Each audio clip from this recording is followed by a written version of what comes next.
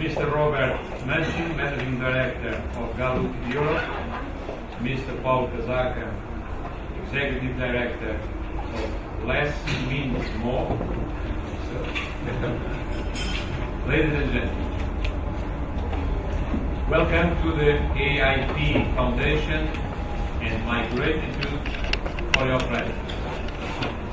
AIP Foundation joins the Gallup and LessMeansMore in promoting this seminar, whose theme is Economic and Political Crisis, Perception and Reality, because consider it very important. Everybody knows that economic and social crisis has had a manifold impact at all levels in Europe in the context of eroding trust in political and business leadership. Drastic austerity measures have been taken in most European member states.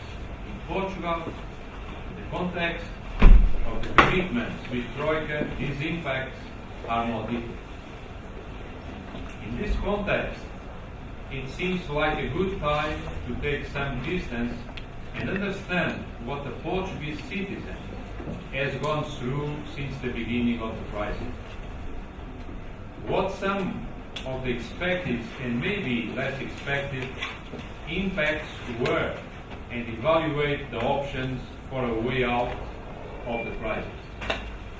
Today, we have the opportunity to understand it better, the impacts of the crisis, based on the world-renowned global research institute Gallup, in cooperation with the Brussels-based consultancy LessMeansMore.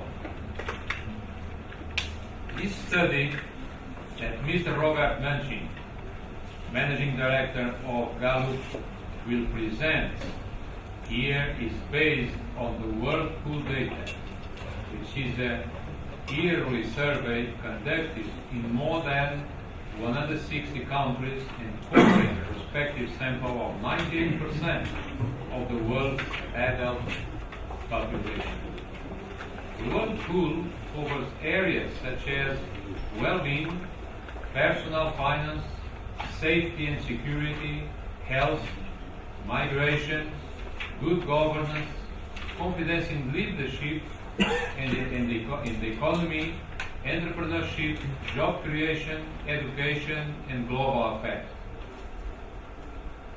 We will also have the opportunity to hear Mr. Casaca, Executive Director of LessMeansMore, and we will also talk about the weaknesses of the euro and the economic and monetary union in the context of the current crisis, based on some studies that have been further on this matter.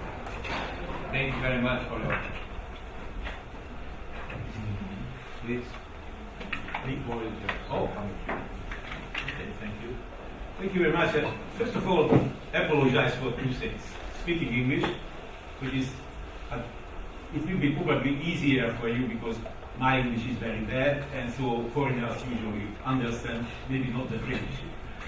But the second, to take the, how to say, the courage to talk to you about Portugal.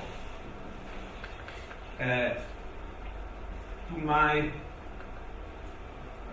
have to say a few words why even if I feel uncomfortable about it, why I said maybe it makes sense. I was born in Hungary and lived in, let's call it, an authoritative regime, with constraining a lot of things which we take for granted by now. And as a young social scientist, we were fascinated by the changes in Portugal, because it looked like you are undergoing a transitions with all the pains that came from one system to another one. And despite the fact that what you see here is a lot of survey results from the last one is really literally 2 months old. We just finished it with my colleagues in the back there, who are partners from consumer.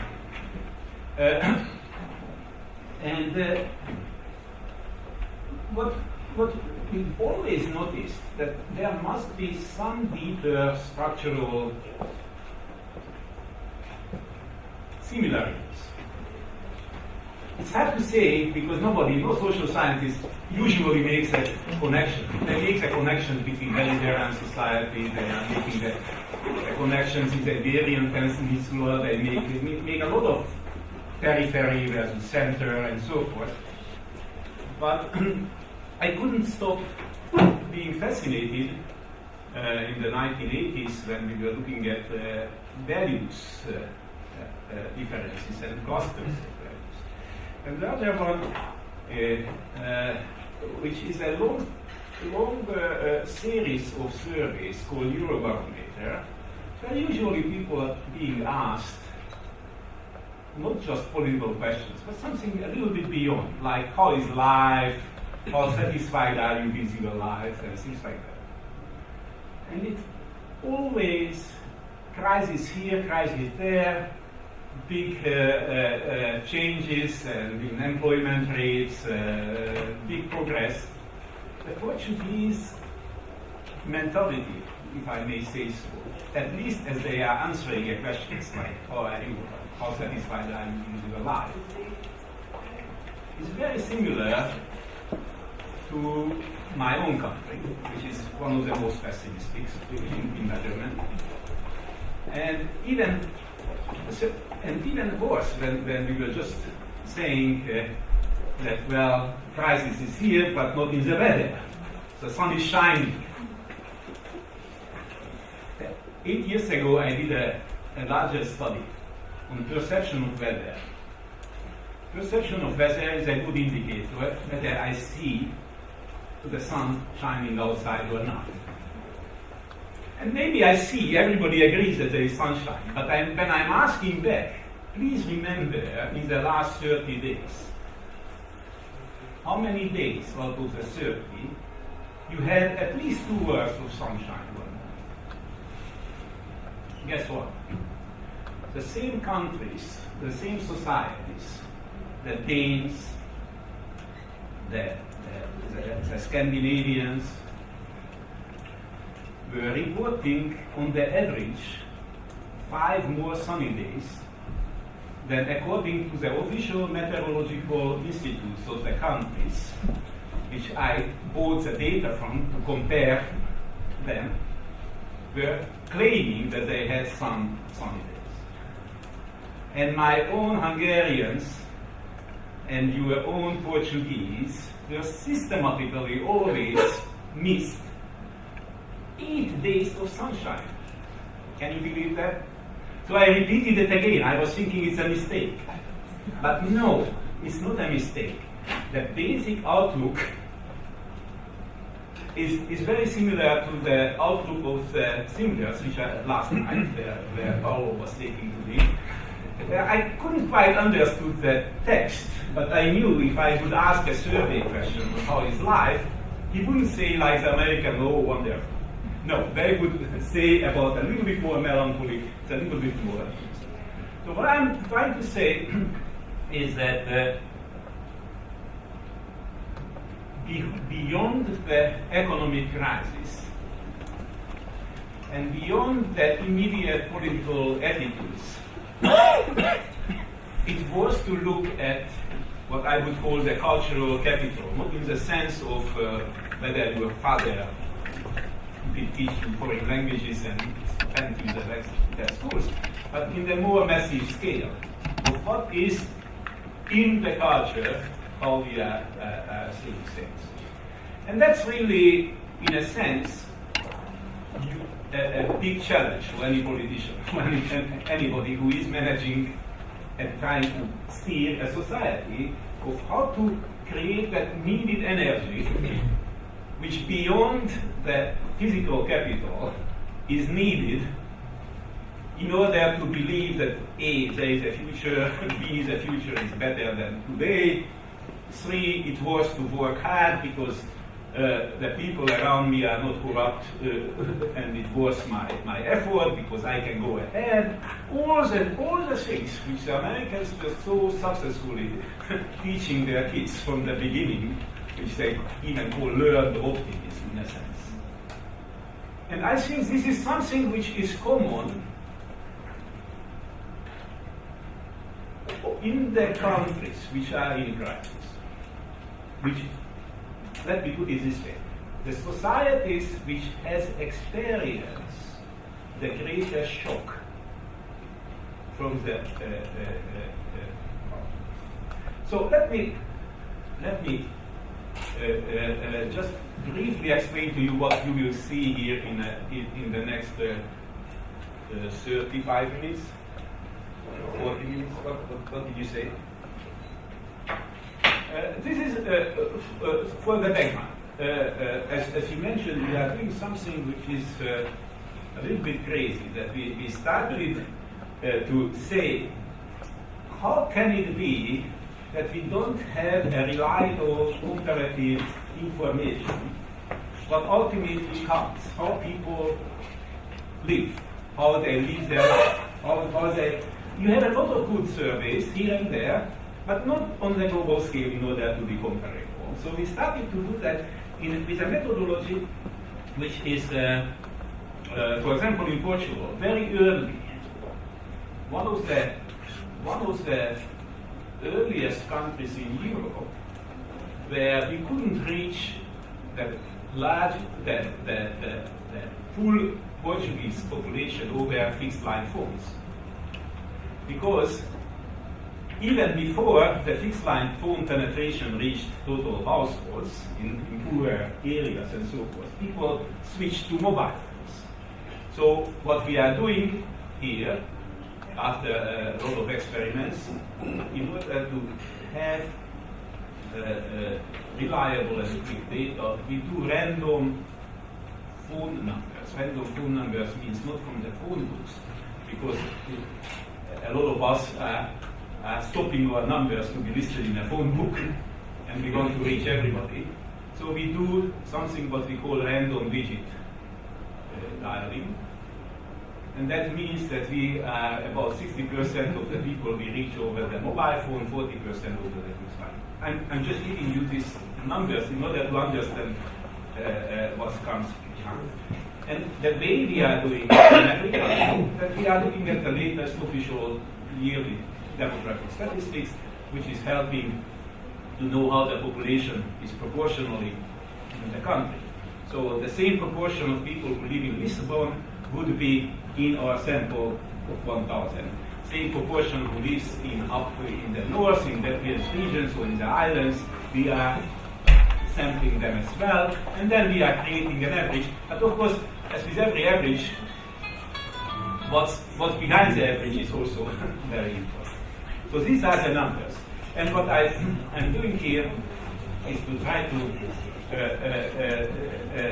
to pull 4 countries which have been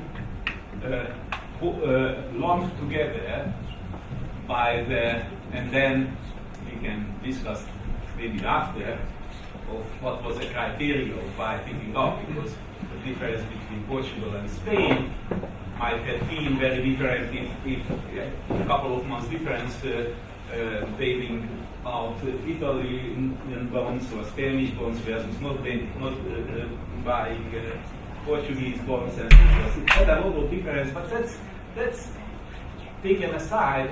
We have a base situation, what you see down here, which is 2008. Unfortunately, just in 2008, in Greece, we don't have the data yet. But what you see here is a question. Is the national economic conditions, the current situation, is good, excellent, poor? Putting in the 3. So few people say always about excellent that they pull together excellent and good. So what you see here, Ireland spring 2008. The date is important. So it was March 2008. They were feeling at the top of the world. They felt that the economy cannot be better, life is good. They can look down on the South in their past masters, having a larger per capita income than the British have, and we made it. And at the same time, look at Portugal. Portugal, even in 2008, that was not yet trickled down what the financial crisis meant for people's life. It was practically the baseline here, and then what you see in Spain, 1/3 of the Spanish felt things are good. And what you see there is yearly, well, I left out 2010, 11, just to fit everything here. But what you see here is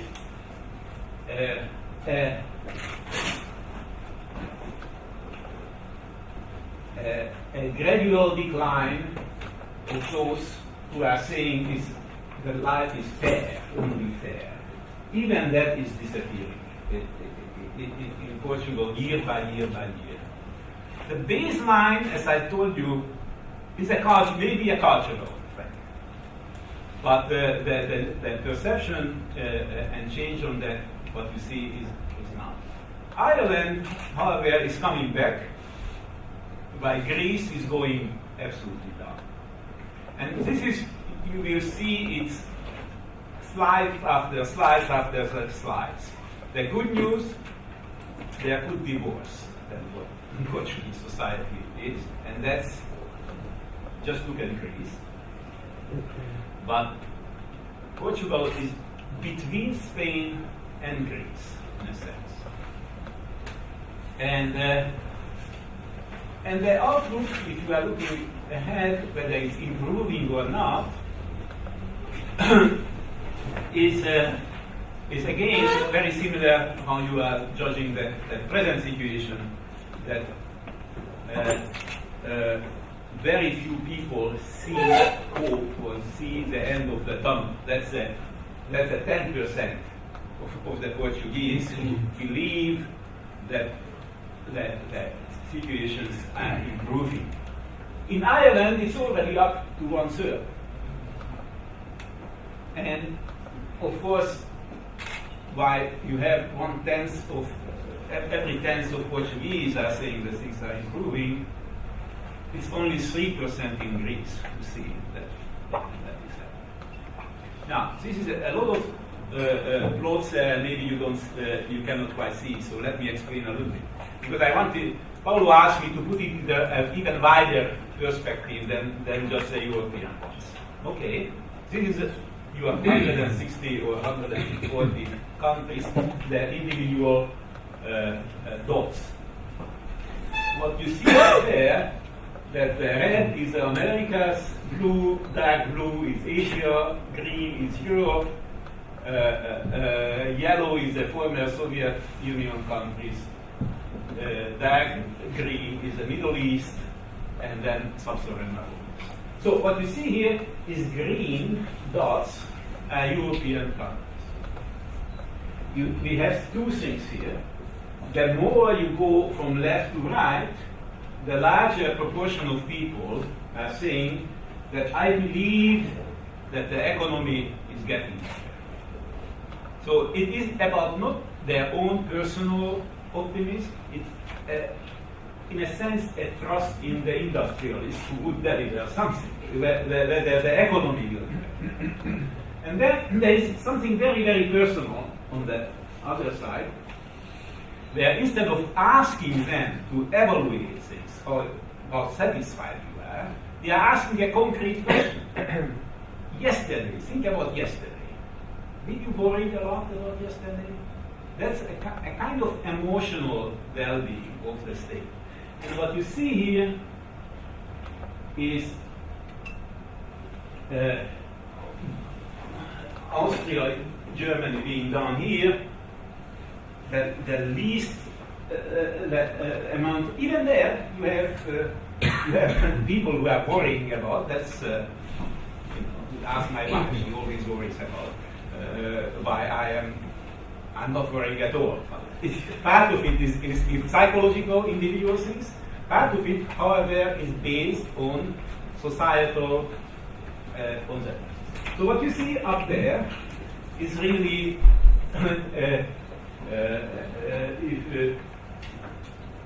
a mix of red with greens, like Dominican Republic, El Salvador, Guatemala. But most of them, a little bit of ex-Soviet Armenia. But even Armenia is in a slightly better position than Portugal.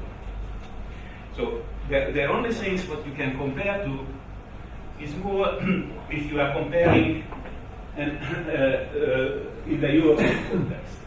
And in the European context, what you see here, that a lot of countries which have no personal worries, but have worries about the economy as a whole, how they are doing. For example, Netherlands. Who would think that Netherlands is in this context? But the Dutch society, I don't know if you follow, is undergoing a tremendous from a most open society to a society which is worried about all kinds of things. What happens to us Dutch? We had been the good guys. We were doing everything according to the book. And now, look what happens to us. Look what happened to our national identity with all the migrants coming here. They very general societal level concerns, not necessarily individual. And then when you are looking at who are the ones who are the most pessimistic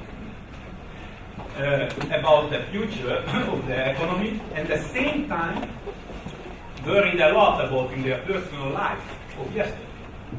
And that's then we have Portugal, Italy, Spain, Greece at the top left corner, at least in this summer. And sometimes the I stands for Ireland, sometimes they add in Italy to that the picture.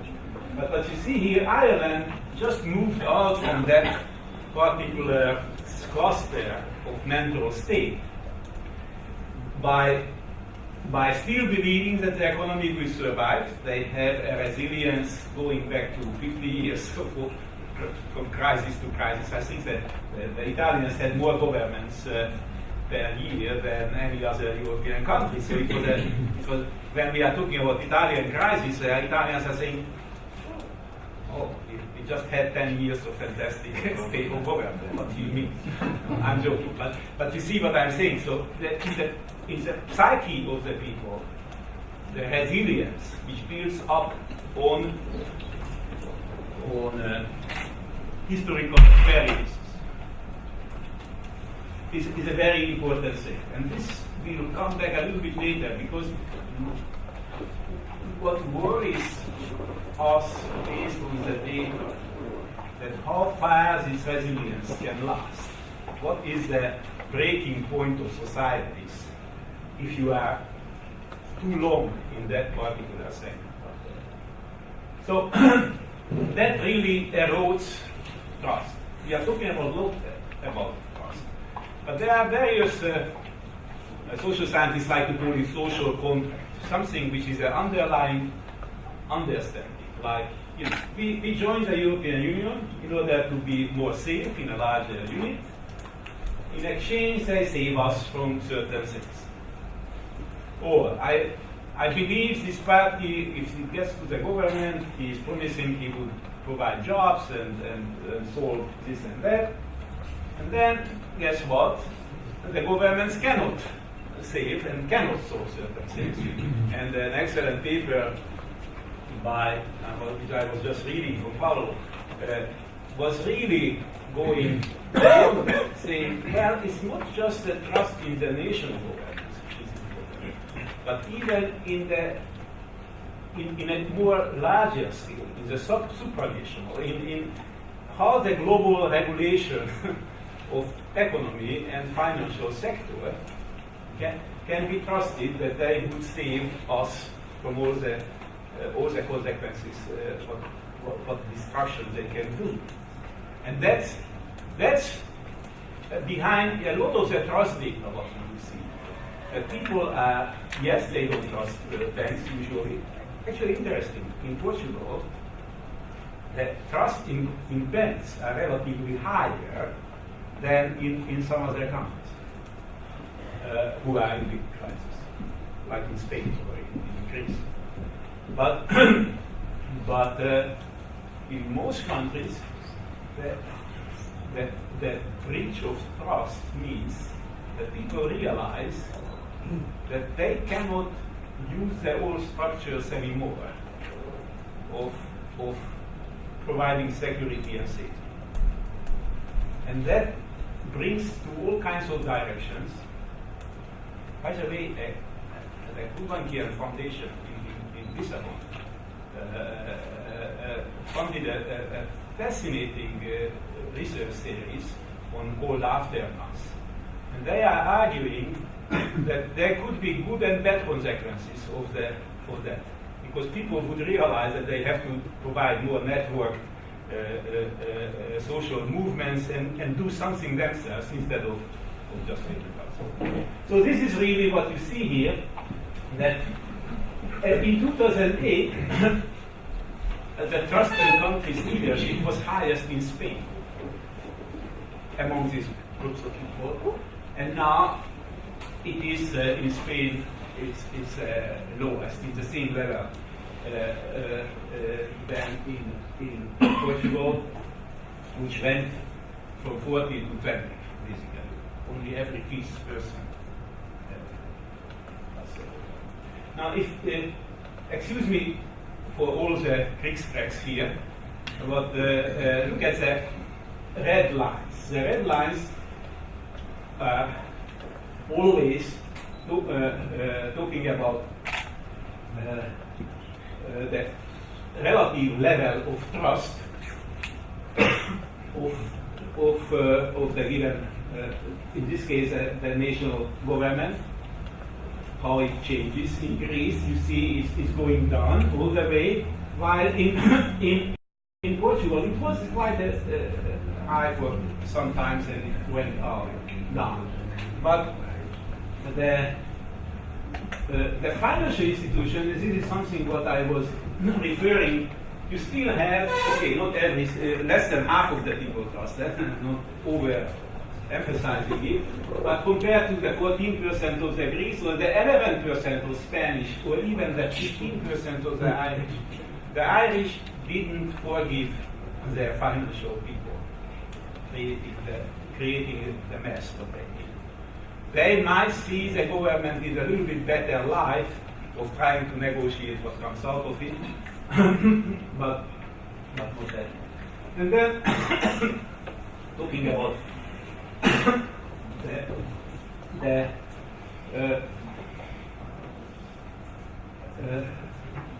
businesses, this is really a big difference.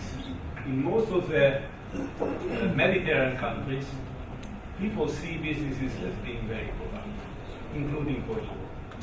The 9 out of 10 people, that's a lot. And it's only half of the Irish. I'm not saying that the Irish business is more clean than the Portuguese. All I am saying is the perception of the society, what it counts. Reality is one thing. We even have some kind of doubts how to measure reality. But what it counts is a calculation of the perception. And in that one, Portugal is even below Greece. Despite the fact that the Greeks already go back, they never had doubts about their businesses. And then something which I cannot quite comment or don't know enough about it, but military as an institution kept a very high regard. And in Portugal, it's even increasing. So, but look at Greece, who is also coming out from a very painful experience with their military. Again, I don't claim that you can predict anything based on this data, but it raises very important questions. How far our democratic institutional systems can be stable or can be resilient? And when is the point when the only remaining institutions who are still there would be the natural cry for, please help us to sort out an SPI. And it's just natural. It's always, if you look at history, it's always when people lost all the mechanisms of security or safety around them, is when they are looking for a moral leadership or a clean leadership for no matter what. Yes, democracy is nice, but right now I have to feed my kids. Who is promising me? So, what does this have as an effect on the European integration? And where the countries who are with this very derogative Anglo-Saxon abbreviation, putting together Portugal, Ireland, and Greece and Spain, and just economists or Financial Times just call them the PIGS countries. Now, one of the underlying assumptions is really what's going on in this governance level. Whom to blame for our situation? Who is doing that for us?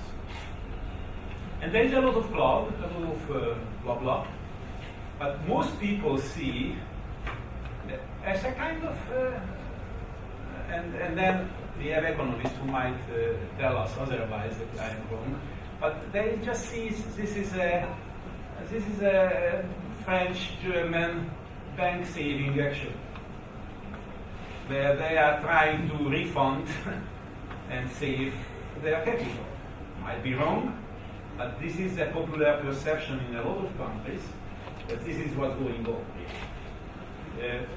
And those of us who have lived long enough in a country with a press which had been less than free, learn that it's not the face validity of what you read in a text. You have to decode it, and it lets you read between the lines. And that's not a high pro or a highly educated intellectuals. Everybody else is saying, oh, they say there is no crisis anymore. That means I have to go and buy food because there will be more crisis.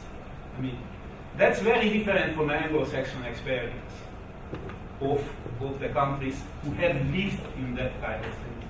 And because of that, you have a narratives which are being developed, altered. And that's again a very fertile ground to new social political movements, to new social political parties, where people feel that, well, these guys are just employees of Goldman Sachs. These guys really had been put in place by an invisible hand of the global politics. And all the efforts which are going contrary to that has to fight that kind of narrative if they want to keep the existing framework. And I would say, when we are talking to people and listen to the stories behind the answers. There are narratives. Simple people are saying, well, that might have been, why do you need Europe? Because, look, we had 50 years of peace. Good.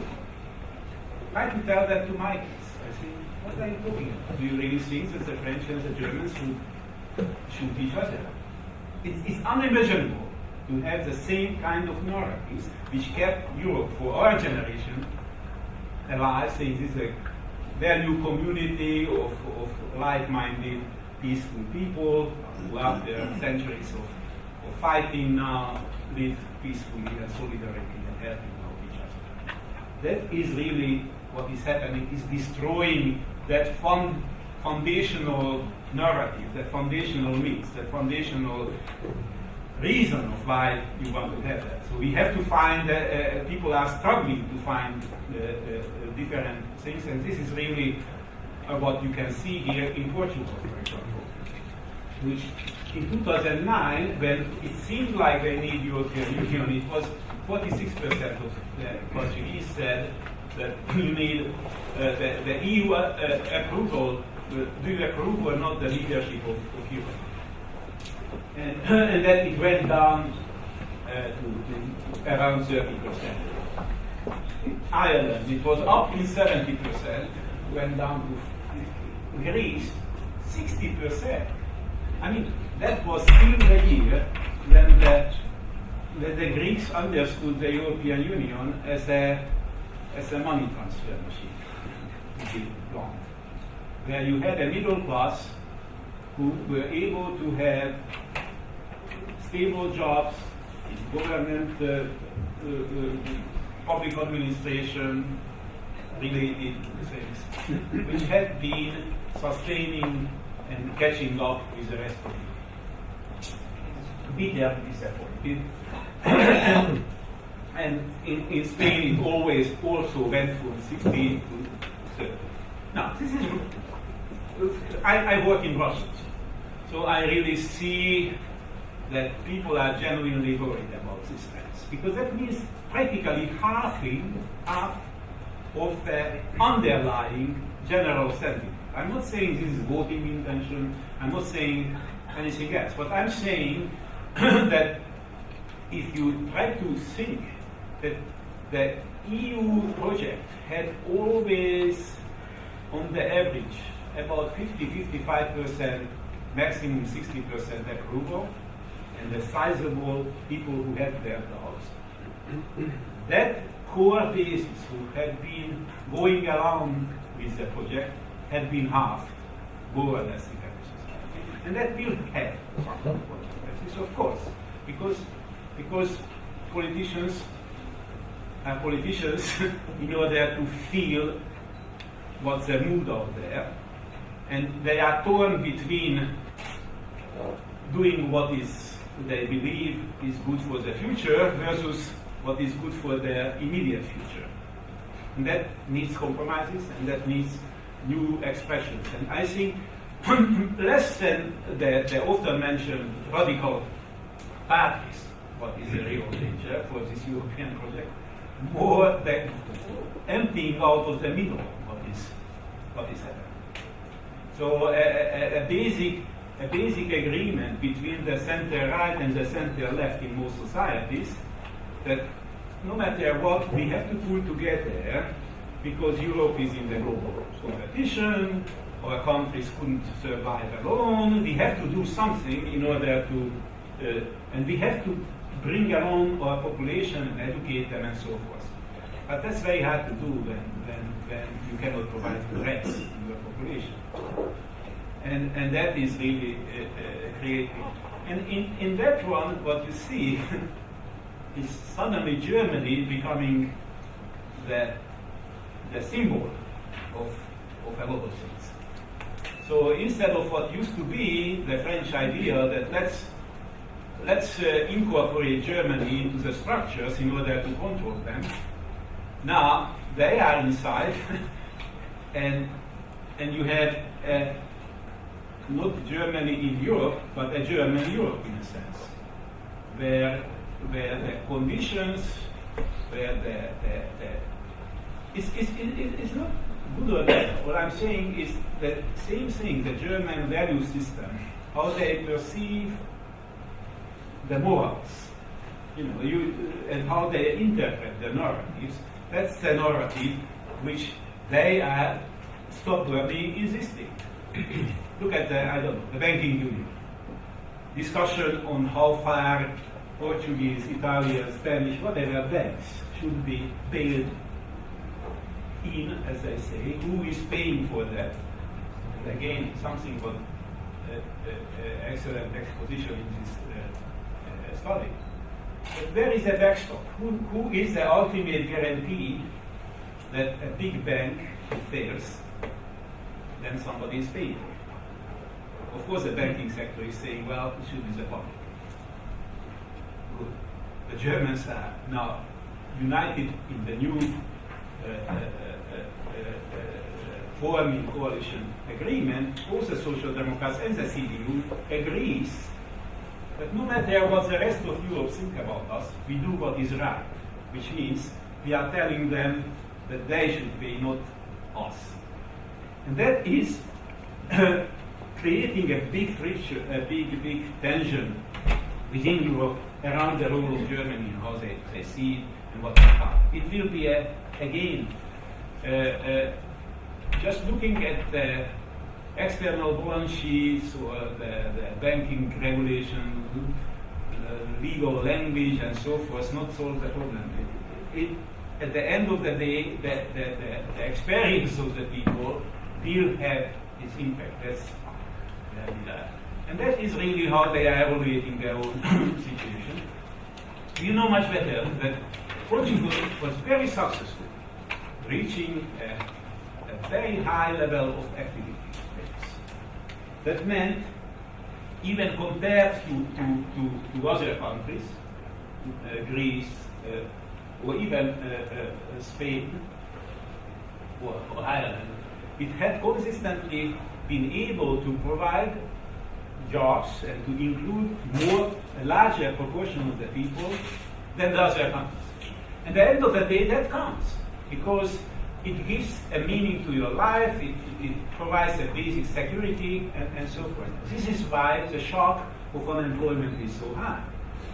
Don't forget that the unemployment numbers, in my mind, looks like very precise numbers, but they are a little bit of politically motivated calculations. What I mean by that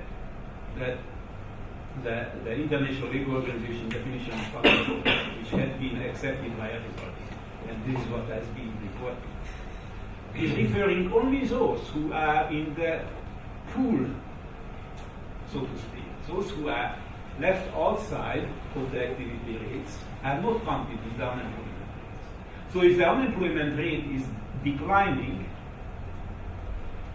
then it's a double yummy, because the unemployment rate goes up within the sector already in the labor market, and the labor market is shrinking itself. And this is really going on. I'm going a little bit faster, I'm sorry, because I see that I provide too many numbers here to be able to digest. But I just wanted to show here, putting together two things. On the one hand, putting the IMF data and something what we call in our own world poll as a job climate index, and where people who have jobs, how they evaluate their jobs. Let me step back for a moment. I said before that jobs, no matter if you are Marxist or not Marxist, jobs are creating values and it gives meaning for the people. It gives a purpose, why to get up in the morning. I do something which is meaningful. And this is why it has devastating psychological consequences when you are out of jobs. But not all jobs are created equal. Some jobs are creating for you as much negative emotions as much better well-being than good ones. I mean, just think about if you happen to have in your career a terrible loss, how you felt in the moment going into the workplace and wished you are not there. Look at, I don't have time to share with you that daily measure of well-being or happiness or evaluating your life. The Blue Monday is an expression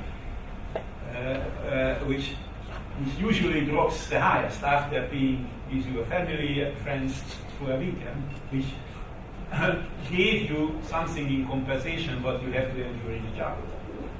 Engagement in job is probably the single largest resource a country can have in order to provide well-being, in order to provide energy, engagement in terms of giving. You don't have to exploit people, people are exploiting themselves. Okay? So it really, if you enjoy your job, if you love what you are doing, if your boss is recognizing you for who you are, helping you to develop, that's really a very different climate. And this is, I think, crisis here, crisis there, can happen. Unfortunately, what we see that the blue ones is a psychological measure of the climate in your job.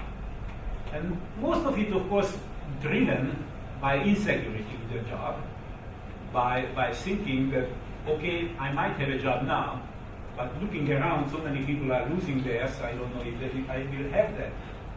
But not only that, it has elements which are related to the quality of work life, how you are being managed by others, how you see that. And this is really, in that respect, I'm saying that some other countries are. Now, going back to the first slide, if you remember, I had a word up there, which was the resilience of the Portuguese society. I don't know if it makes sense or not, but what I see here, that a lot of people, when they are, it's not like the Greeks, who are, very few of them are saying that I am satisfied with my life. What it is. It's not about whether I have a lot or not. And I don't know, and hope that Paulo will explain a little bit what less means more. Stands for. But I think this is less means more. That the satisfaction is coming from two things.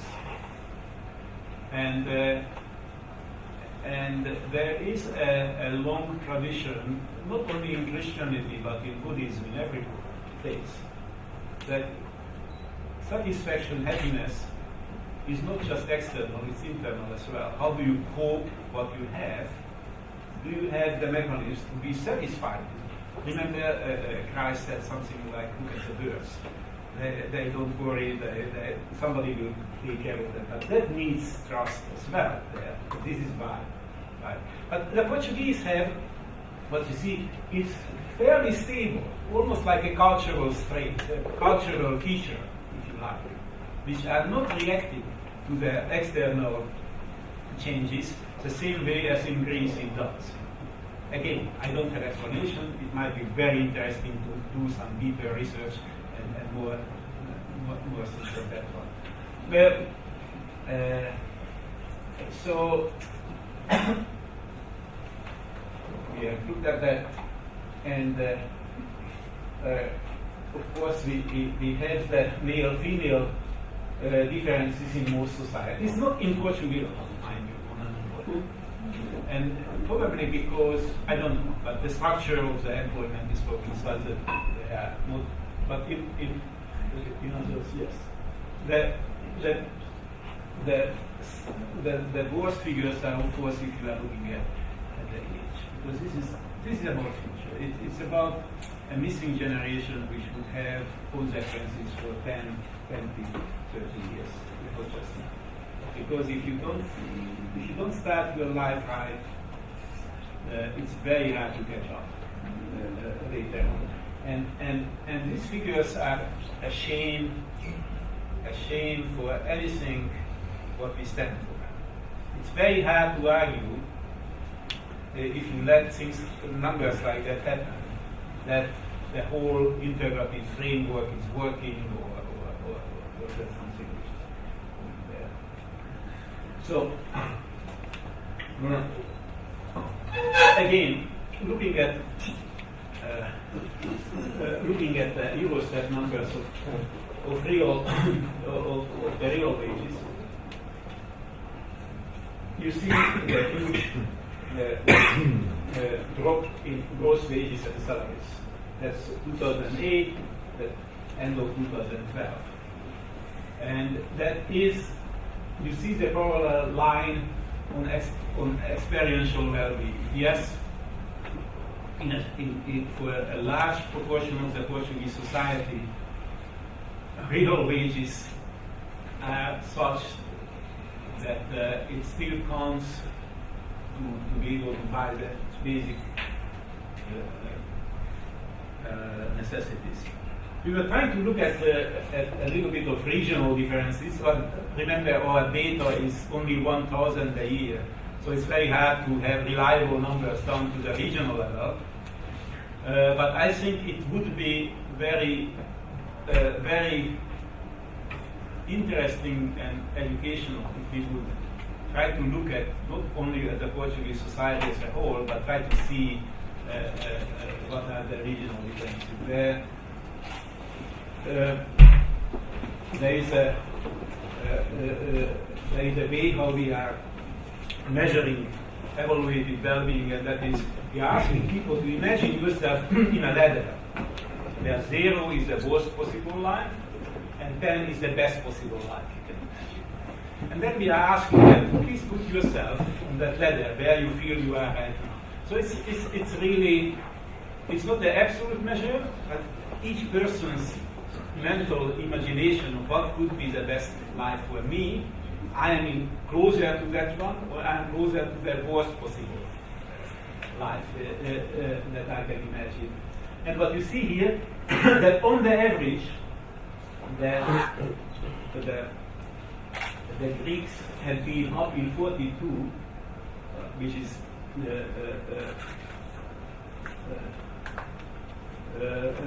around a little bit below the middle, when the Portuguese were already in 2009 down to 2.8 out of this 10-point scale. And then they remain there. The Irish, which I told you, started out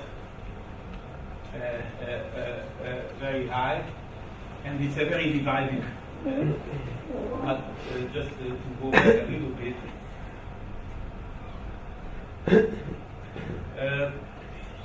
What is common in these societies that a very large number of people are saying that, okay, maybe the state cannot provide for us, but we have a social support, we have a family to rely on. And that is a good indication of the social capital which are present in the society. And what you see there, the worrying trend in Greece, that is not happening in Portugal. In Portugal, it's still around 85% of the people are saying that I have somebody to rely on. By the way, that means, on the contrary, that every 6 Portuguese are so lonely that they are saying I have nobody to rely on. So it's not so, think of this way, it's not that's the absence of loneliness, if you like.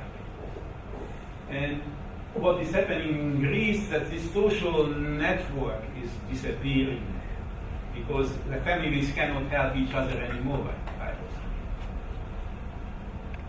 And that is what is interesting, that what we see that in Portugal, the volunteering is picking up as the effect of the crisis. So more people, in the last 3 years, every year more than before, was saying that I give some time to work with others, to work for others. So there is some strong basic, and this is jumped up as a response in Greece as well. So people are trying to do things. Is religion helping people in this crisis? And what you see here is interesting that Greece have the highest level of having the religion and importance in their life. The ultimate backstop, right? So it's really, if you cannot trust anybody else, God is still there to help you. And the Spanish division is still there. It's very much divided between those who are saying yes and those who are saying no. And in this respect, the Portuguese has about a 2/3, 1/3 divide in this. It's a simple question. I'm not saying about how many times you go to church and things like that, but whether for your life, personal life, religion has a meaning and helps you to process what's happening there. Now, this is not a happy picture, and that is about intentions to migrate. Intentions to migrate can mean a lot of things. Of course, in an imaginary world, if I could live in the Bahamas, maybe I would say yes. But when I am asking that, do you have any concrete plans in the next 12 months? Do you think in the next 12 months you would move, actually? Then out of those who are around 1/4 of the Portuguese, every fourth person is saying that I'm constantly thinking about moving somewhere else.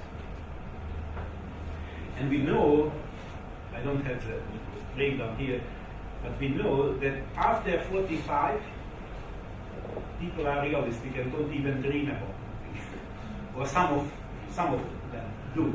I'm exaggerating, but it's mostly below 35 where most of these numbers are coming. So it's much higher. But within that, what the big difference is, because you see that maybe Ireland, which always had a much more pool of social networks or family networks in the US, in Canada, elsewhere, British-speaking countries, had that one.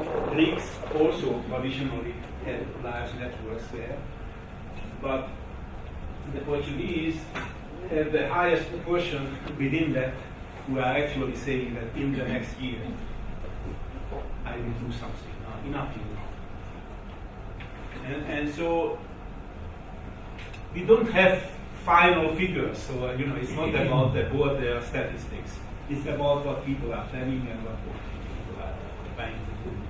And of course, within that, Brazil is the most preferred country, while the Greeks are dreaming about Australia and Germany and the US, and Spain is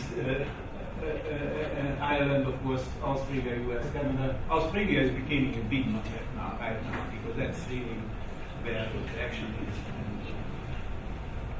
And we have looked at a number of things on what are the components of the well-being. And we came down with an interesting list, but there is a lot of research behind that around the globe. And we are saying that, first of all, you have to live well in the place where you are. Even within Portugal, you have hotspots that are better than others. So, city or the place of living is something which can drive well-being better than on a national program. Loyalty to that place. And this is what we have found there, that the city of area where you live is a perfect place for you, yes or no. Your friends and family give you positive energy every day. You have a strong social support there. Someone in your life always encourages you to be healthy. We all know that smoking is not good for us, but But if I have a supporting health network that has preventive things, this is something missing. I see. You like what you do every day. The last 7 days you have felt active and productive every day. You learn or do something interesting every day. Your physical health is near perfect. Health is we have found is the second most important component of well-being. In the last 7 days you have worried about money. Now, of course, that's the absence of that worry about money all at once. And here you see that the three countries almost literally the same. 1/3 of them are in that level of poverty that they constantly have to worry about money for the survival. In Greece, that's a double, which is cool.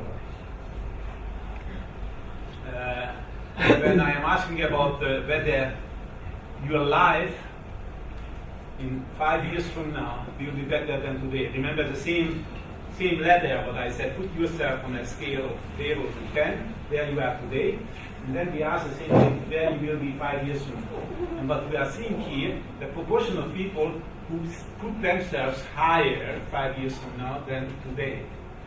And then what we looked at age breakdown in Portugal. This is those who are 60 and over. Very low proportion of them over the years. It's stable. It's age related probably. And it's really only the youngest, below 30, who say it can be only better than today. And then not much difference in terms of money or education. And finally, to put together, where is, in all these aspects, where is Portugal among all the OECD countries? We are working with my colleague Aurelian is here, with OECD on developing something what we call the Better Life Index, where we are using the Gallup data, but you have seen some of them, and OECD is looking the hard statistical collective information together, and then looking at various domains of life, and it's the highest to the lowest. And what you see there, that in terms of income, in terms of community, in terms of civic engagement, in terms of educational achievement, in terms of life satisfaction, is almost the last one of all of the OECD countries. And so it's just a kind of visual image of in the various domains where Portuguese fits into this family of OECD developed economies. I think that I would stop here. I have I'm going back, but that's enough for digest. Thank you very much. Thank you very much.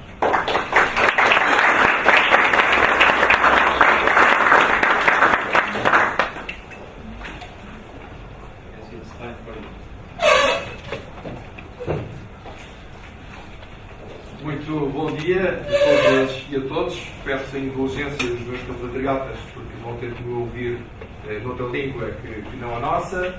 To those of you who are not my compatriots, I also have to ask for your indulgence for my possible mistakes in the domain of the English language, which is not my native language. Her Excellency Outi Holopainen, Ambassador of Finland, Her Excellency Anne Webster, Ambassador of Ireland, His Excellency O. Torsheim, Ambassador of Norway, distinguished representatives of the diplomatic corps of the United Kingdom, Germany, Italy, Tunisia, and I beg your pardon if I missed some of you, distinguished representatives of military authorities, representative of the Portuguese Communist Party, I would like very much to thank your presence. I would also like to note those who sent their apologies, namely the parties that are within the government in Portugal, os Verdes as well, and the Bloco de Esquerda. I appreciate their apologies. I would like to also thank all my dearest friends. Some of them I was not seeing in decades, as José Mateus here in front of me. It's really a pleasure. Some others I've been seeing more recently, like my dear friend Miguel Nicoleta Correia. My deepest thanks to Fundação AIP for this cooperation, and most in particular Director André Negrinho, that made this possible and that received us in this magnificent house. Many thanks and congratulations to Gallup. I think that all of us will learn a lot. I always learn a lot when I listen to you, Robert. And let me also mention in particular somebody that is in the back row, Aurélien. It was his idea, Aurélien Renard from Gallup, and his reasoning should not be very difficult to understand, as we did work together in Nepal, in Bangladesh, like we say, with much more optimistic views than what we have seen here in Portugal. I have to underline. But if we did it in Bangladesh and Nepal, if we have been working in so strange places, well, why not look at this country of yours that is going through this major crisis? And then I thought a little about it, and I accepted the challenge, and so here it is, our cooperation. A word on LessMeansMore. Well, LessMeansMore means local, not local, land and energy, sustainable systems, less, and then I added LessMeansMore. It was supposed to be only a consultancy focused on sustainable development, and less means more in terms of energy. That is, the less energy you use, the more you should take out of it. It does not at all apply to any sort of austerity philosophy, so it does not have economic underlinings, because LessMeansMore was created exactly for sustainable development. That's where I focused on in 2010, and that's where, for those of you who follow the issue of ISO 26000 and social responsibility, a lot of things that were very fascinating to me at that time, but that did not work out as well as did others more far away, like the South Asian ones.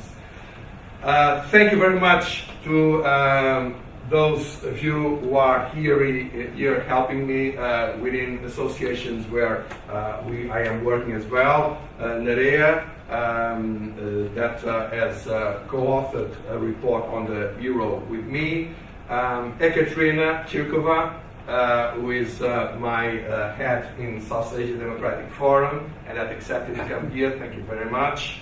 And my always companion from a very long time, Hugo Almeida, is now established here in Lisbon, so it's easier for him to work with us. I always remember the times when he managed to put us from Iraq to the main floor of the European Parliament. It was some years ago. Technology was not so advanced, and you always do a fantastic job. We are now being broadcasted in the wide web through my site, LessMeansMore, and now we do it in a routine basis. But 6 years ago, it was not so obvious as it is nowadays, and if it was not for Hugo, we would not be able to do it. So, all of you, thank you so much. My comment on Robert's magnificent presentation, I think, could be said in an expression, in a very simple expression. Well, we sensed that this crisis was deep, but perhaps not all of us understood how deep it is. It is much more than an economic crisis. It is a complete social and political crisis. The trust has gone. We can say, there is worse than Portugal. There is, as a matter of fact, the proof was there. Greece, for instance, shows in most of the indicators a worse behavior and a worse state of mind than Portugal. But Portugal is really very bleak. And if I would have known, I just joked about it yesterday with Robert, if I would have known the full data when we thought about the conference, perhaps instead of inviting the political parties, we should invite religious confessions, because apparently that's where the market is. I don't see much optimism for political organizations, because I think that the lack of trust is tremendous. I think that the cynicism of the Portuguese people is absolutely alarming. And it will be a very, very difficult task for rebuilding what we have in front of us. Well, I start this comment. Let me see how do I? Yeah, it is this comment. With something that, as Robert was saying, is European, but actually, people tend to think of Europe as tend to present Europe as something that would not have to do with us. This always confuses me a lot, because, what is Europe? We are Europe. Europe is not a set of distinguished representatives, and I know that a lot of distinguished people are gathered in some rooms in Brussels or elsewhere and take decisions. This is not Europe. I'm very sorry. We are Europe, nobody else. And so, what does Europe say? Well, Europe says this in a very clear way in all the polls that have been done. That Europe, Eurozone year, not really the EU 27 or 28, the Eurozone thinks, and has been thinking steadily in the last few years, that the euro is the most important symbol of Europe.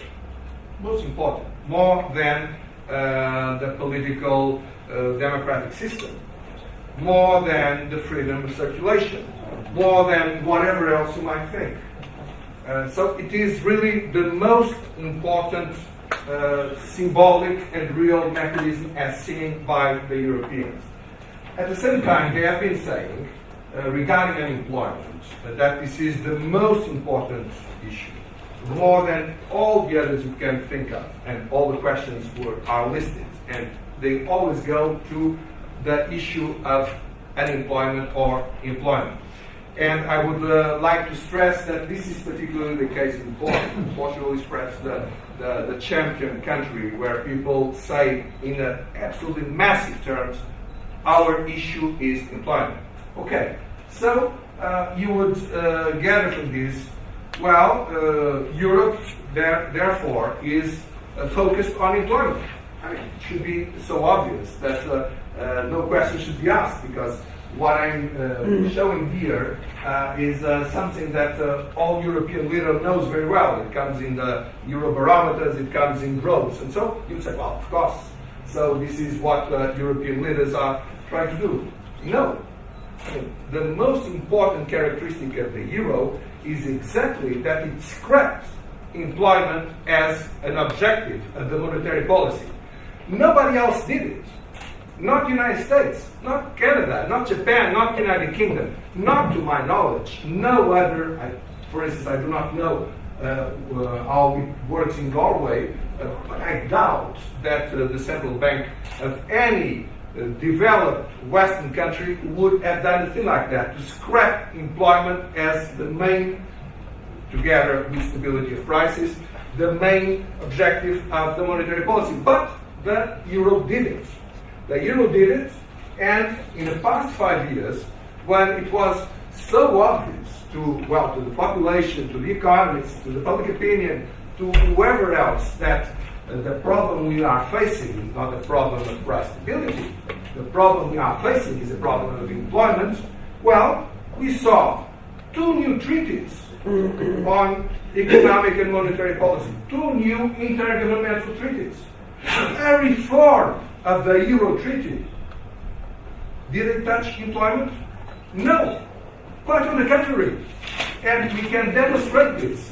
The treaties that were done and passed by the European leaders, and here I would like to stress that the European Parliament agreed with them, and the European Parliament, following the Lisbon Treaty, has the right of initiative. The European Parliament could have had the initiative to, I wouldn't say only could, but it was its obvious duty of presenting a process to reform the euro where employment would be at the heart of the monetary policy. It didn't. It did not. It didn't approve what has been done that has been very detrimental to the employment in Europe. And here I would like to stress some of the data and some of the calculations that were actually done by Nerea Artamendi, that is sitting here, on comparing the effects of monetary policy in the last 5 years in these countries, in Japan, the United Kingdom, the United States, and Europe. And it is clear that Europe has been the Europe of the euro. The Eurozone has been the one who has done the less in terms of monetary policy. And everything indicates that the fact we have a much higher unemployment rate is in direct relation with, when I said we, I mean the Eurozone. I'm not speaking about Portugal, I'm speaking about the Eurozone. The Eurozone is a much higher unemployment rate, and it is, everything indicates that this is in direct relation with this feature of our monetary policy. And of course, this is why I thought, I've been saying that for for 3, 4, 5 years. I have been contributing to BBC on a regular basis, more or less regular, on economic affairs. I have been producing texts in several French blogs saying this and repeating this, but so it's something that is not coming out of my mind right now. I've been thinking about it for a very long time, and I've been absolutely puzzled. How is it possible that nobody is doing this? It's amazing, because it is the democratic deficit of the functioning of Europe that it shows is absolutely unbelievable. It's nothing, we have never seen nothing like that before. These European institutions could not care less with what the European people think. It's as simple as that. There is no other way of getting to these points. Okay, well, but now let's go into the issue of the euro and the why it was in crisis, the reforms that were made, and so on and so on. And I would like to, these are issues I developed more. I've got 1, 2 more. I don't know how to get back that road. Sorry. Oh, that was no 2. No, back there you are going ahead. Yeah. Well, perhaps I will just go ahead, and then I will go ahead sufficiently. I will get back to the number 1. Well, no problem. Go to the end, and then we'll get to the. Oh, okay. Okay. Thank you, Andre. That's that. Yeah, exactly. So I think it's this one. No, it should be. Yeah, that's the one. Okay. Well, everybody is still keeping saying that, well, the problem of the euro was excessive public deficits. But this is such a nonsense to say something like that. Well, actually, political establishment is saying this, because I really would just advise you, read the Financial Times. The Financial Times, I mean, year after year, and namely Martin Wolf, who, by the way, he's a German citizen, but he is the chief economist of the Financial Times. He has been saying this, repeating all the time. This is nonsense. Of course, it's not a public deficit. But he's saying that I actually will also invite you to get an economics manual. I mean, why is there might be a crisis in the currency? Why should it be? Of course, it is because of external accounts. It always was the case. Why should it be different? But I started by Germany because, you know, why was the euro so stable up to 2000 something? Well, this was because of the German deficits. Because Germany during the 90s had to go with the reunification process. It spent, you know, colossal amounts of money that was really public, but due to the accounting creativity and accounting negotiation that was done back from the accounting system that we are using, was just not showing up. You know, there is the best way we have to detect, you know, a deficit or situations of deficit or sometimes surplus that do not show up as they should is to compare it with the stock concept, that is the debt in this case. I mean, it's a stock and flow. For those of you who are not economists, it's very simple. I mean, if you have a glass of water, the flows of water into the glass, I mean, you put 2 drops, you take 1 drop, you put 3 drops, in the end, it must, added together, it must be exactly what is there in terms of water. I mean, if it's not there, well, something is wrong. It's called the black holes. The most famous black hole is the United States black hole on the external accounts. If ever the deficit, external trade, not only trade, but external accounts, if ever the American external accounts would give correct figures, I mean, the United States would be worse than Portugal a long time ago. It would be more than bankrupted. But you go to the stock figures, and you see a completely different figure. Things do not add up. Of course, that water might evaporate. I might drink it. I will. But and of course, the same can happen with debt. I mean, the valuation might differ. I mean, your stock, your credits might devaluate for whatever reason, and your debt might be devaluated or revaluated or whatever. But the thing is that this is simply not possible. You cannot get there understanding the situation this way. And in terms of Germany, well, it's very simple. I mean, there was 1 year where the calculations were roughly correctly done, which was 95, where the deficit was 9.5, minus 9.5. And actually, as the statistical authority then said, it was an underestimation. According to the statistical office, the real deficit was over 10%. Okay, but then what happened? Well, you have, for instance, some of the things are known, but to my knowledge, there is not a systematic study that has been done.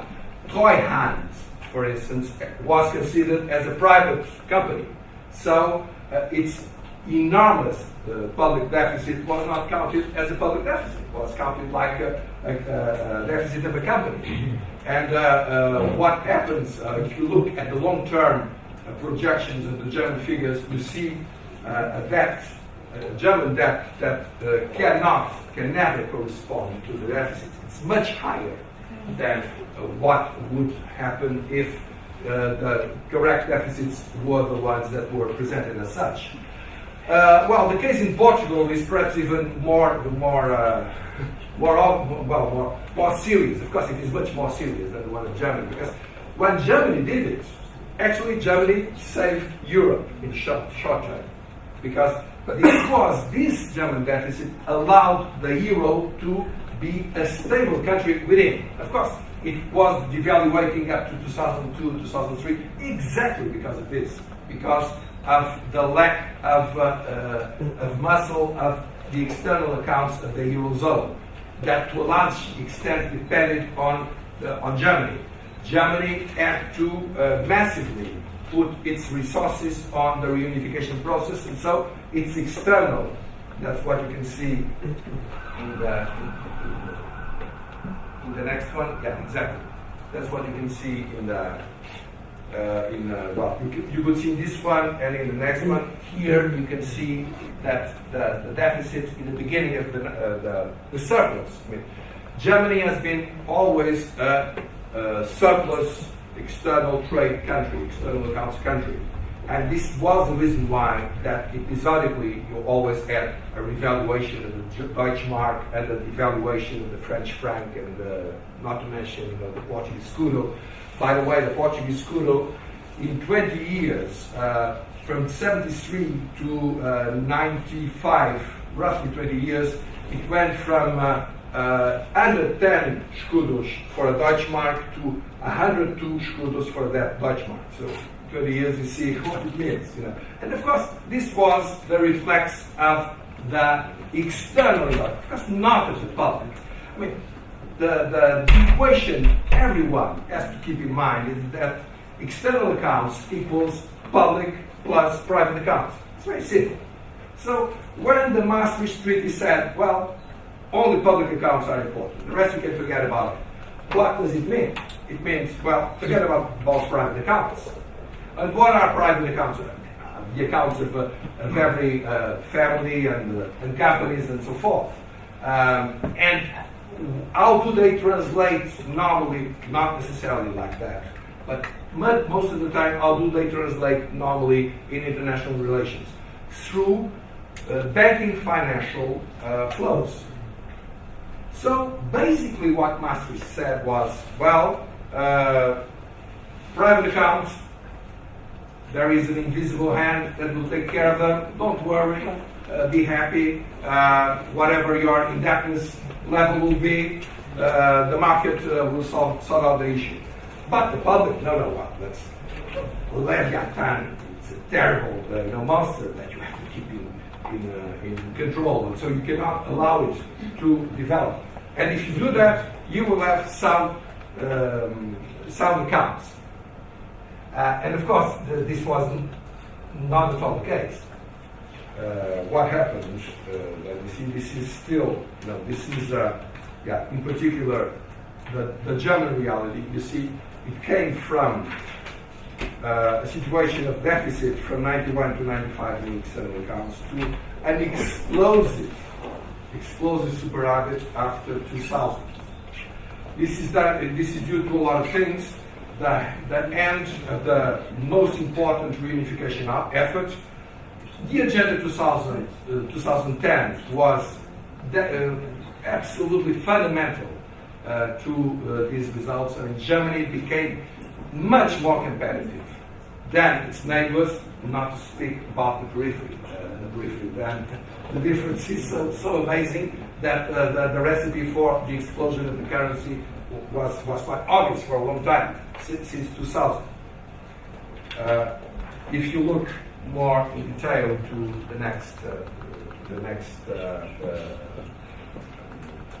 figures, you will see that the public accounts do not show the same. These are only 4 countries: Spain, Portugal, France, and Germany. You can't see in the public accounts the prediction of the crisis we will have, but if you look at the external accounts, it's very obvious. It's there.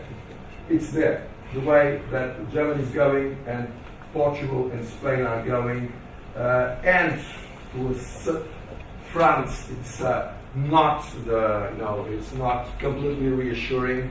Of course, it's nothing compared with Portugal and Spain, but still one has to be very cautious on the future in France.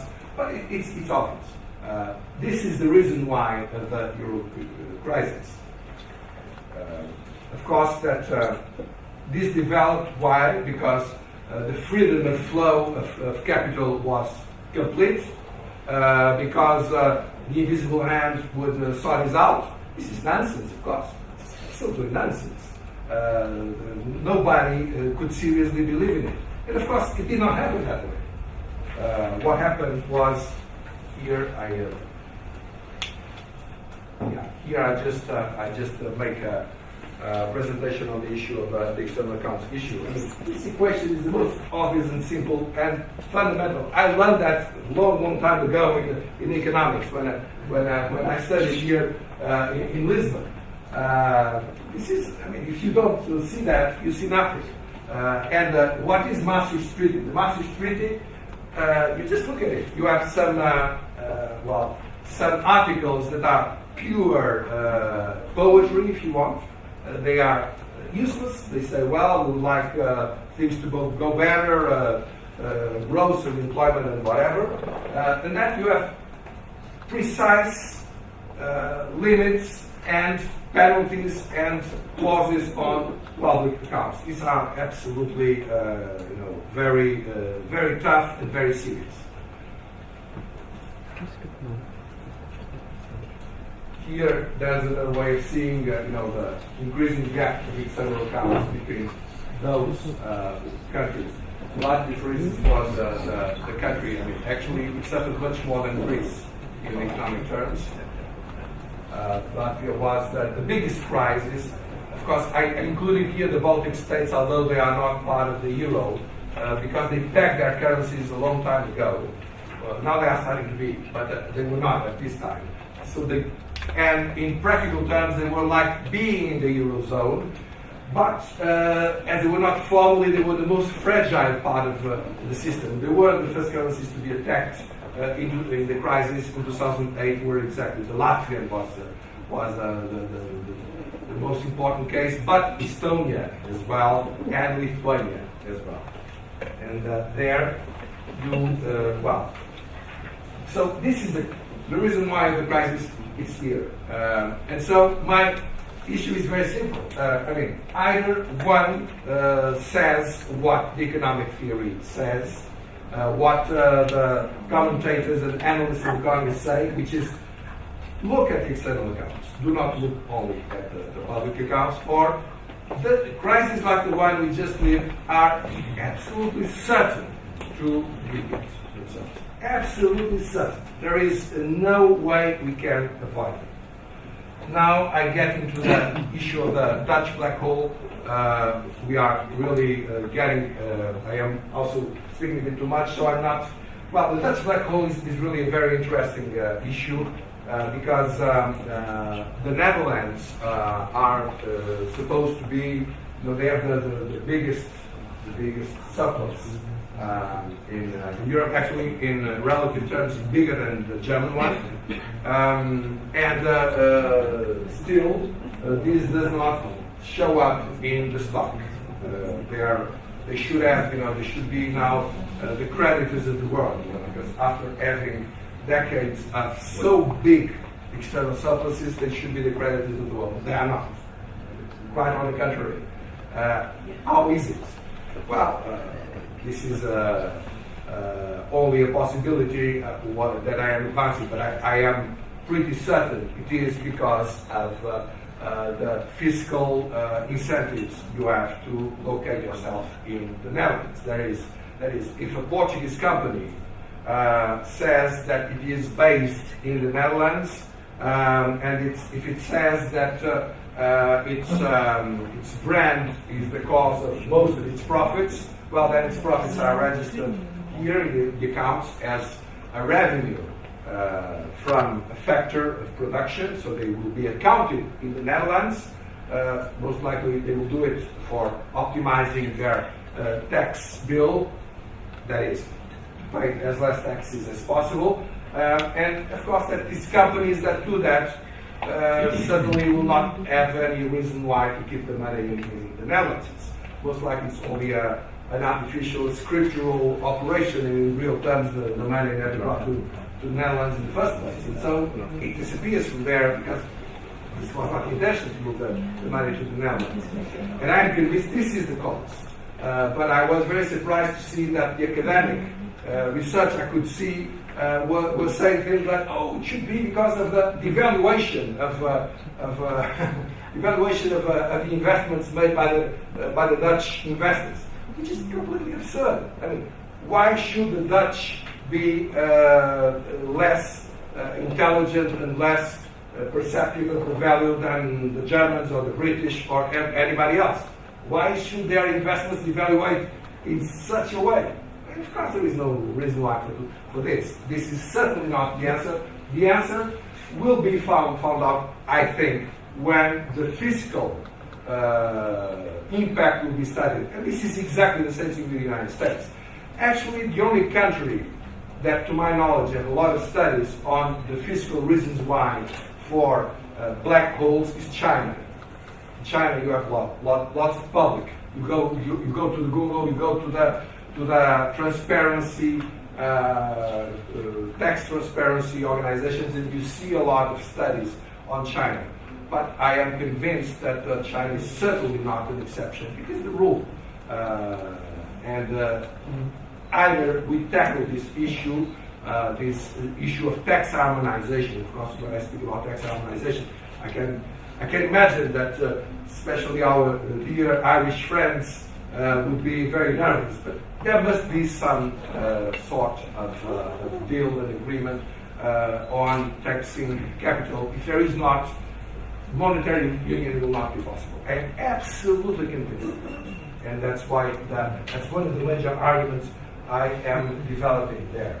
So, well, coordination. Of course, we need coordination, and we need more. But I would say more intelligent coordination than the one we have. I mean, we do not need bureaucrats to analyze our budget 3 times a year, as it is the current situation in Brussels, and we do not need some bureaucrat to tell us in Portugal that your constitutional court should shut up. This is an internal business of Portugal, and I do understand and I do share the impression and the point of view of those who say this is absolutely unacceptable to see our constitutional court to be treated that way. Because there are others, as we know. Well, I have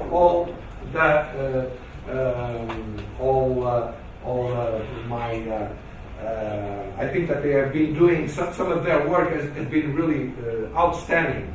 The Karlsruhe Constitutional Court. So I obviously praise a lot what they do, but I cannot understand that a measure from the European Central Bank that is actually a management measure announced over a year ago by the European Central Bank is blocked because the Karlsruhe Court is thinking on it, and people say it's very normal. But if Portuguese Constitutional Court say, well, we do not approve with these budgetary measures, this is absolutely impossible to accept. I cannot accept this logic. I am a federalist, a European federalist. I do believe in Europe. I do not need to get lessons from no bureaucrat on Europeanness. As I usually said, Europe runs in my veins because I hitchhiked when I'm from 14 years old, wherever in Europe, from the North Cape to Palermo, to across Ireland, the United Kingdom, you name it. All the Western Europe, I know. Well, Norway is really the country I know the best. Hitchhiking. And Norway and Europe runs in my veins. Europe is not a construction of bureaucrats. Europe is every one of us. Is all of the hundreds of thousands of Portuguese that have been migrating. And this is the Europe we have to respect. And this is the Europe I do not see respected. And sorry for getting a bit out of the agenda, but I think this is the fundamental issue. I really think that we must make reform of the euro, basically to impose these very important principles. And I think this should be on the center of the agenda of the debate for the next European elections. I do not understand that it is not. I do not understand that the major, I do understand some of the political forces within the European Parliament that are Eurosceptic and have been always against the euro, for instance, and they have been coherent, and I have nothing to criticize them in the way, in their coherence. I disagree. I am absolutely European as one can be. So I am very much in favor of the euro. I disagree, but I do respect those who have a different approach. But I do not understand those who claim to be pro-European but think that Europe is something that can be dictated against the Europeans. There is no Europe that can be made against the European people. It can only be built on the basis of the European democratic will, and this I am very much convinced of. Thank you very much, and sorry for the time.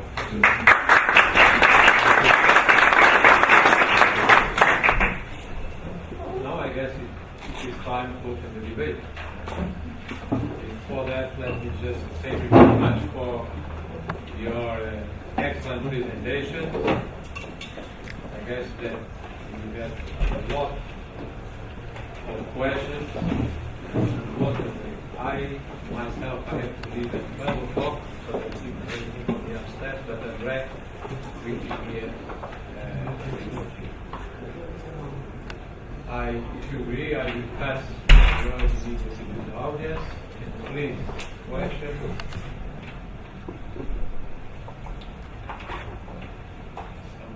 Someone over there?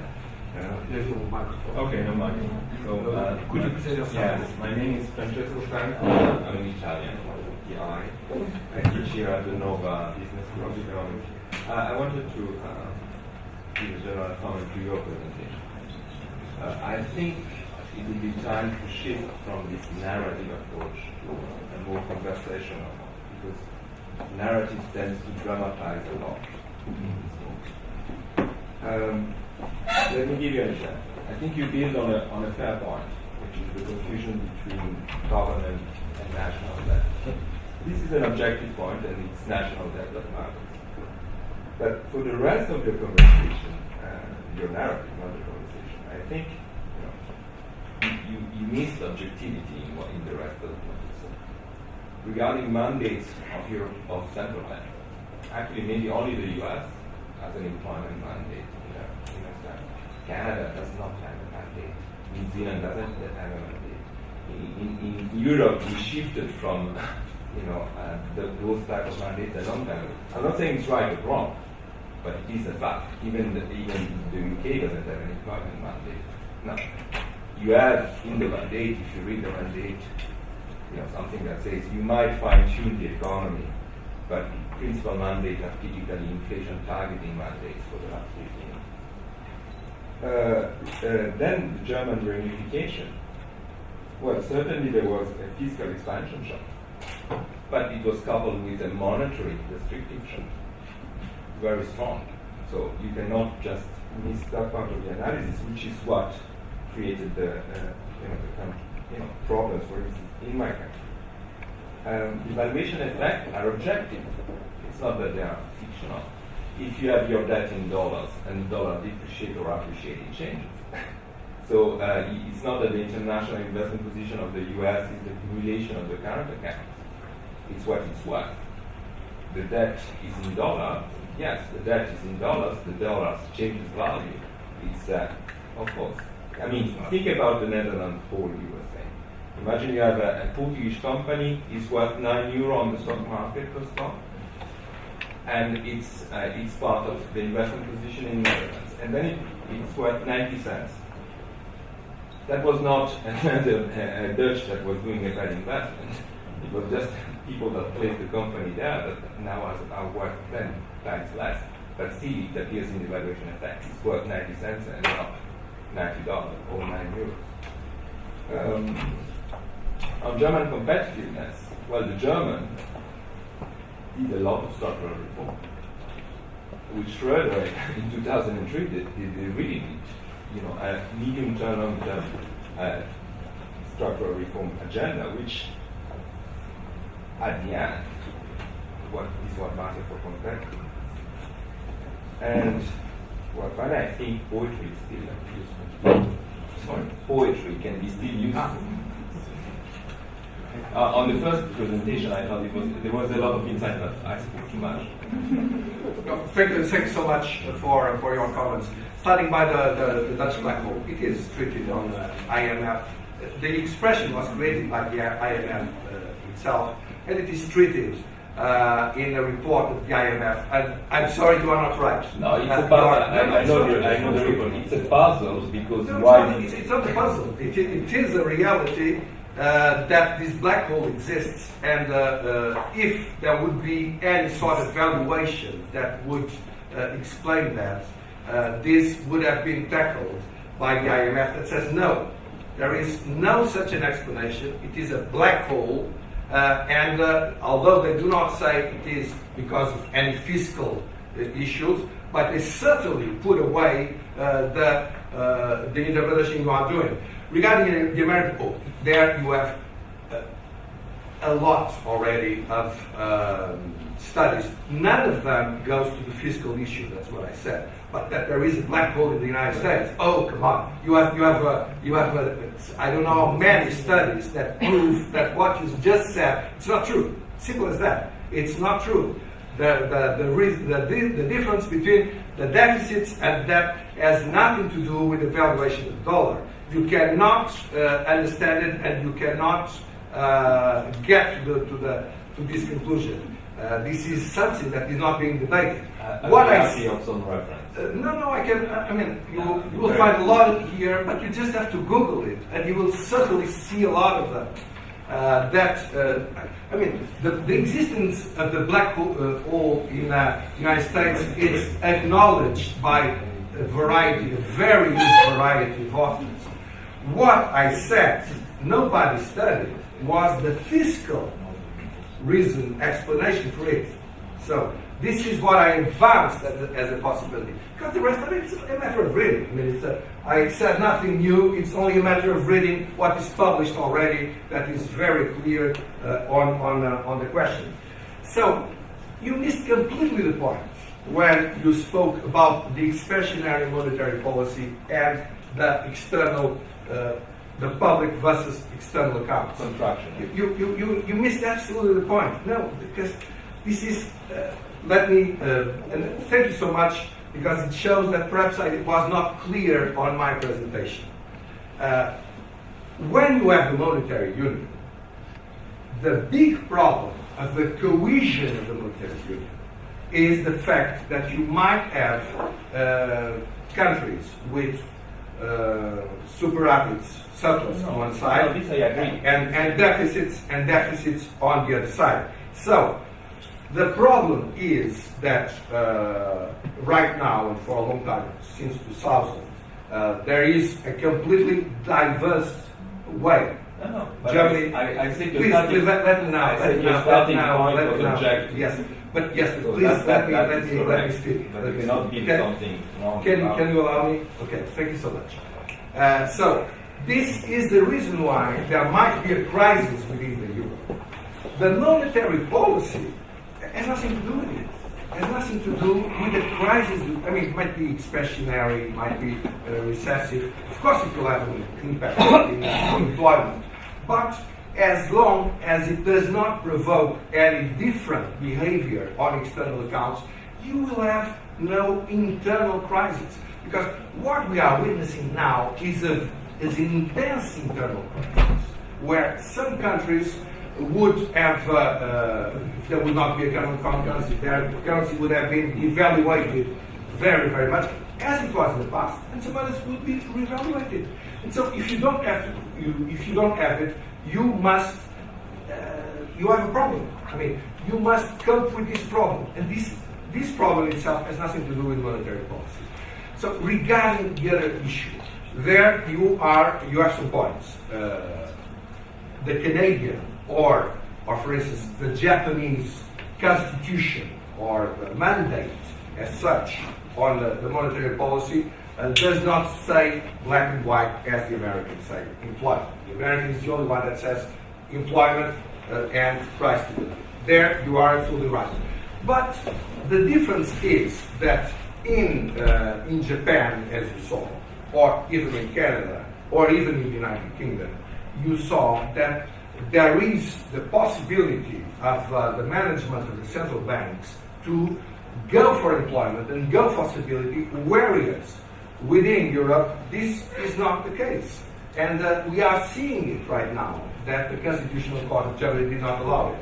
But there, from the formal point of view, I think you are right in what you said. It is fully correct what you said. But on the other point, I'm sorry, I do not think you are right.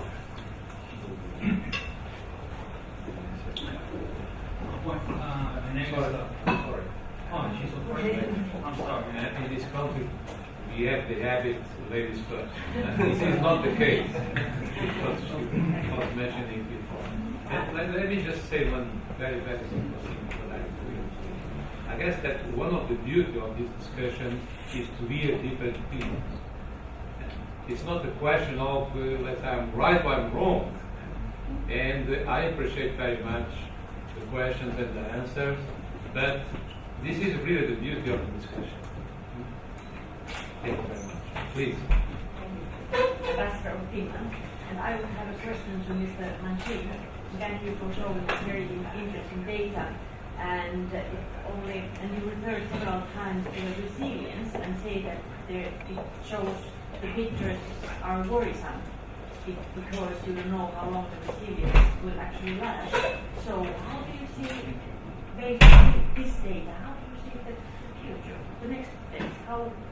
What kind of data are you going to show us, like in 5 years' time, concerning Portugal?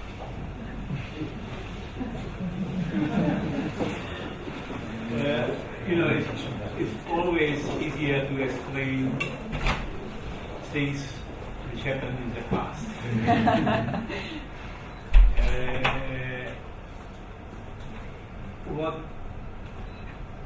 Coming from Finland, I would say that probably what we will see is a further divergence in Europe instead of convergence. And I don't really know, the reason I'm saying this because what we were looking from the very beginning, from 2007, it's not in this data, but there was really very different reactions within the societies on those where you had a much higher level of, I don't know how to say, integrated societies, in a sense, where differences were smaller, where there were much more reliance on trust in institutions. Even if people are, even in Finland, despite the Transparency International rankings, if you ask Finns, they see corruptions in business, they have their doubts about the cleanliness of the government, but in a very basic level they still trust that the system will work.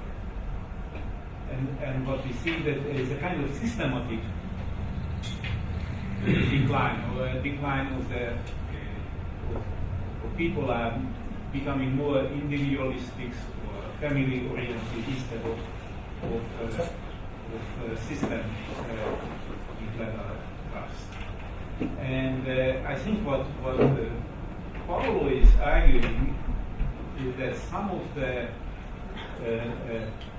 the objective realities which are confronting sovereignty with a economic space where if you want to have a euro, you have to have an economic policy coordination. If you have to have an economic policy coordination, you like it or not, you have to give up sovereignty in exchange for the goodies what you get. There is no other way around it. At least that's what we have learned so far. And yes, there will be in the Nordic countries also movements for identity or in a lot of countries in the Nordic countries, they always had higher trust level in their own national government than in Brussels, Finland included, or Austria or Sweden. In the south, it was very typical to have a much higher level in Brussels than in their own national governments. Italy is a prime example, but Spain, Greece, and so forth. So they really, the institutions were not so strongly built into the imaginary of the society as strongly they had in the other countries. And that, I think this is really creates the resilience problem there. People would have to digest what Paulo was just passionately saying. How come they tell us what to do? Okay, but if you want to have a backstop, if you want to have certain structural arrangements, then it will be much harder to sell to the educated, change the trust culture, which needs solidarity in Europe.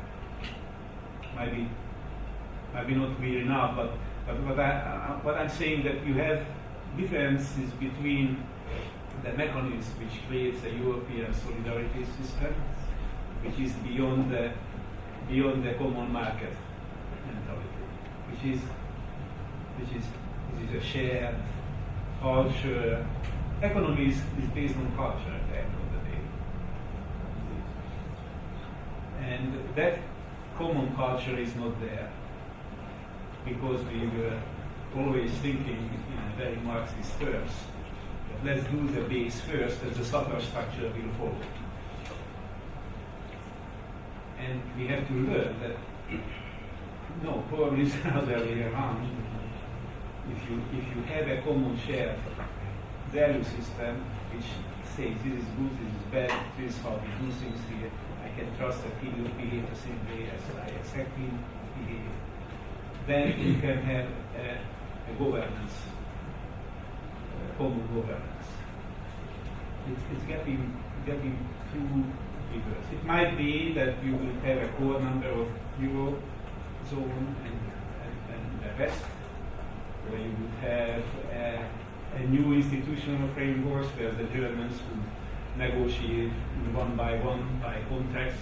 You see already the instruments are coming out, which is a special context. If you do this, I will give you the money. But that is a bilateral type of things. At that point, it's very hard to see if where it would lead 5 years. This is why I'm saying that I'm not good.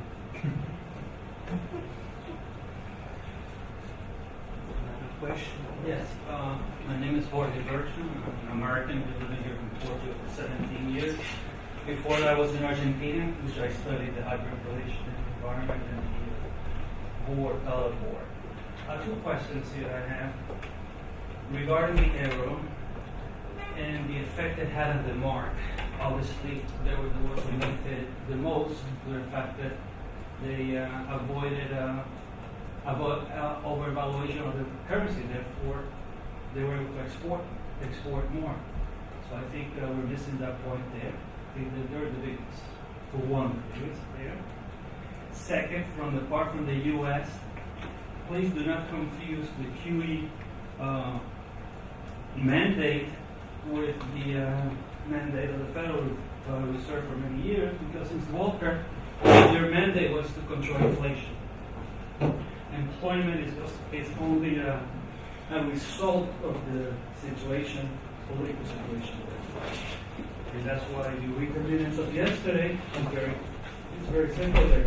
As long as unemployment remains over 7%, the QE will be maintained. So I don't think the employment in the U.S. Federal Reserve is affected. Since Walker, they always been the management of the interest rates. Well, regarding the employment mandate, we will celebrate in a little bit more than a month the inauguration of the Fed, and I can guarantee you it's there, it's written there. And as our Italian friend was saying, it is not so clearly written there in other places like Japan and Canada. In the case of the Fed, it is equally placed the stability of prices with employment. But as you very rightly said, I mean, management at the European, at the Fed, took good notice that the problem at the moment was not price stability, was more employment, and so acted for employment. This is the basic logic of the system. This did not happen as such in the case of Europe, because it not only that, because it's not written there is no mention to employment as an objective of the monetary policy, but the interpretation that has been done up to now, especially reinforced by these treaties, these two intergovernmental treaties, and to this amendment, and to what is going on in the Constitutional Court in Karlsruhe, is that it doesn't. So one has to see what is printed in capital letters, and in the United States it's very clear, and to compare with other countries like Japan and Canada, we have to see more sophisticated analysis. But what you said just of the Argentinian currency bond is very important for all of us, because one of the things that is striking in the law report that formed, that gave the principal input for the euro, is that there is not a single line on any historical precedent to the European Monetary Union. I mean, historical out of Europe. There is a lot of references to what happened in Europe, but there is not a single reference. A bit like Europe would make something that had nothing to do with what happened before in the world. And this is not the case. And this is a tremendous error, in my opinion, that we are paying very dearly. Because, for instance, the Argentinian experience would certainly be very, very much important for us to understand how the currency could be subjected to tremendous internal pressures as it is being subjected right now.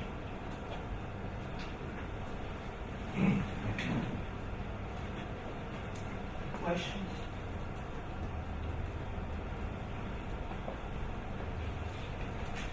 Well, there are no questions. We can finish. Thank you, Robert. Thank you, Paul, for your great presentations, and thank you, everybody, for your presentation.